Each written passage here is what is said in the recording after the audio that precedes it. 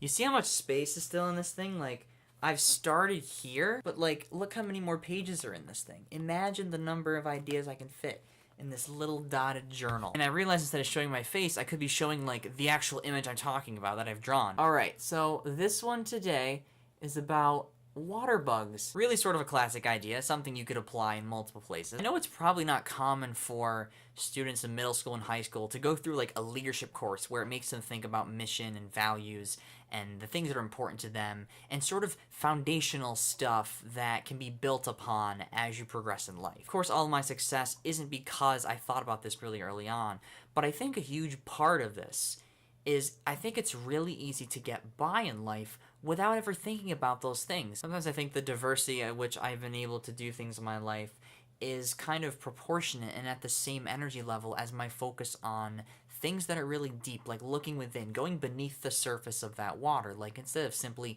getting wet, feel the rain, like get down and dirty and into the hard, deep questions. Maybe that's why I don't feel insignificant and I feel really connected and interested and value and appreciative. And I've been doing the journal for almost 3 years now about gratitude and what I've done and what I appreciate.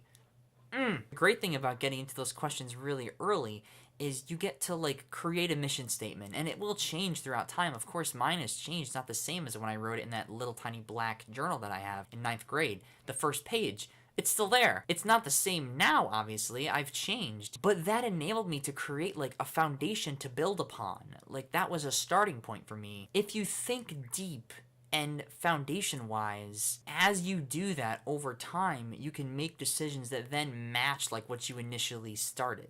You don't have to start fresh. You can just sort of change and alter and tweak along with what you already started with. Obviously, those are hard answers to solve. There are no true answers for it. It's an ongoing quest. It's a journey. But by starting really early with that, I was able to think deeply early, and then as my life progressed, sort of alter my life to match those values in that mission statement that I had. It might be really, really scary to think deep and to ask big questions, but I think that's a lot of what shapes our actions all the time. The deeper questions, the values, the priorities we have, how we organize it, how we sort of just handle everything that life throws at us. Just because it's difficult doesn't mean it doesn't matter, right? I guess the other analogy to the water bug is just it's easy to sort of live a straight life and conform to expectations instead of taking control of that, taking the driver's wheel, maybe being more yourself and being weird and interested instead of conforming to everything or what's expected of us. That seems to me to be what the water bug represents.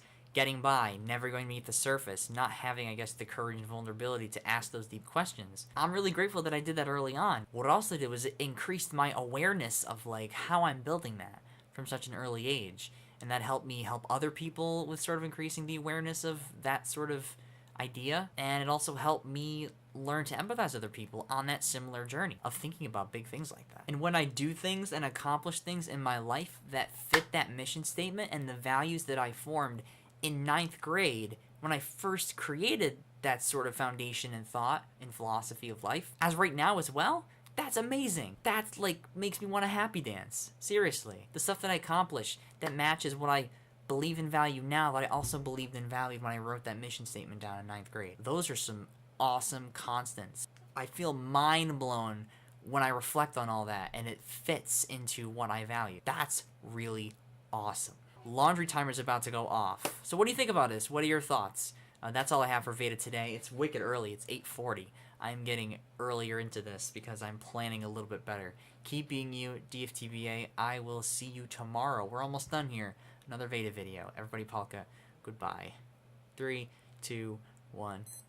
See ya.